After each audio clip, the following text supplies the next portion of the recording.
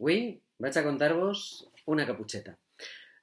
És una de les meues manies. He escrit una dotzena de caputxetes i esta és una de les primeres que vaig escriure. La caputxeta negra, amb il·lustracions de Paco Jiménez. Vaig a mostrar-vos un parell d'il·lustracions. I comença així. Un dia, un elefant s'endinsà en la selva i es perdé. Estigué vagarejant sense rumb per ací, per allà, mort de fam, fins que va trobar una cabanya enmig de la selva. Estava cansat i afamat i aleshores va tocar amb la trompa 3 voltes a la porta.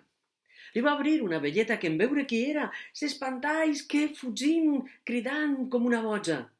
L'elefant pensà que potser se li feia tard per anar al mercat o alguna cosa així, i no es preocupà gens ni mica. Com estava molt cansat, entrà com pogué a males penes ahir a la cabana i es gità a dormir. No havia acabat de tancar els ulls quan aparegué per la porta una xiqueta negreta que portava una capa de pell de lleopard amb una caputxa. Portava una cistella de palma trenada tota reblerta de fruites. Es quedà mirant aquell elefant i com era un poc miop, li va dir: «Iaia, iaia, quins ulls més grans que tens!» L'elefant, una miqueta empipat, va dir: «Són per a mirar-te millor». «Iaia, iaia, i quines orelles més grans que tens!» «Són per escoltar-te millor». «I iaia, iaia, quin nas més gran que tens!» «És per olorar-te millor».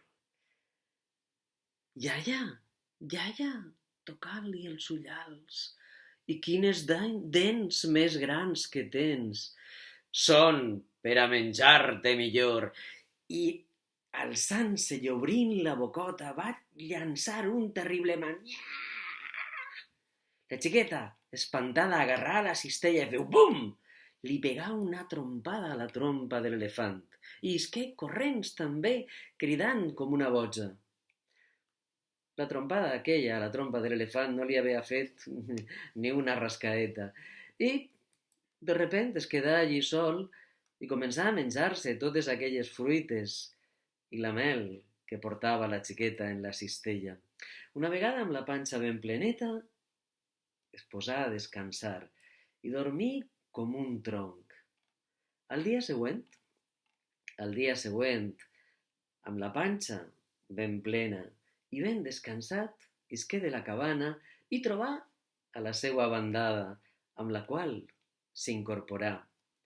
Heus ací una versió africana de la caputxeta roja, o a lo millor és la caputxeta roja una versió europea de la caputxeta negra. Qui ho sap?